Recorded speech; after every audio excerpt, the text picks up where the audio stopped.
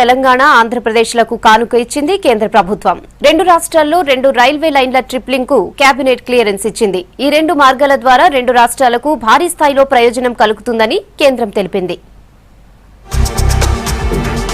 వరంగల్ జిల్లా ఖాజీపేట నుంచి మహారాష్ట్రలోని చంద్రపూర్ జిల్లా బల్లార్షా స్టేషన్ వరకు 3 రైల్వే లైన్ నిర్మాణానికి కేంద్ర కేబినెట్ ఆమోదముద్ర వేసింది. దీని అంచనా వ్యయం 2063 కోట్లు. అయితే నిర్మాణం పూర్తయ్యేసరికి 2403 కోట్లకు పెరగొచ్చని అంచనా వేస్తున్నారు. ప్రధాని నరేంద్ర మోడీ అధ్యక్షతన ఇవాళ జరిగిన ఆర్థిక వ్యవహారాల కేబినెట్ కమిటీ సమావేశంలో ఈ ప్రతిపాదనల్ని ఆమోదించారు. 201 కిలోమీటర్లు పొడవైన ఈ రైల్వే లైన్ 5 ఏళ్లలో పూర్తి కావచ్చని భావిస్తున్నారు.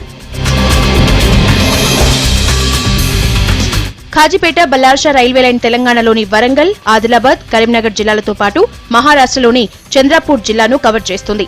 ఈ రూట్లో పవర్ ప్లాంట్స్, బొగ్గు, సిమెంట్ రవాణా, ప్రయాణికుల రద్దీని దృష్టిలో ఉంచుకుని 3వ లైన్ను మంజూరు చేశారు. న్యూఢిల్లీ, చెన్నై గ్రాండ్ ట్రంక్ రూట్లో భాగంగా ఖాజీపేట్, బల్లార్షా 3వ లైన్ ఉంటుంది.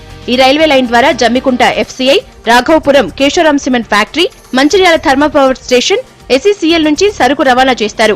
ఆసిఫాబాద్, బెల్లంపల్లి, రజనీ రోడ్ నుంచి బొగ్గు రవాణా, మాణిక్గఢ్, ఘట్చందూర్ నుంచి సిమెంట్ ను ఇదే మార్గంలో రవాణా చేస్తారు.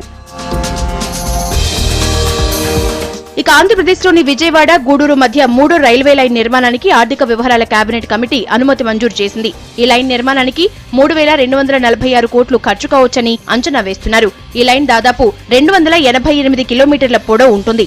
దక్షిణాది నుంచి ఉత్తరాదిని కలిపే మెయిన్ రూట్ ఇది. ఈ మార్గంలో ఉన్న రద్దీని దృష్టిలో పెట్టుకుని ట్రిప్లింగ్ కు అనుమతించారు.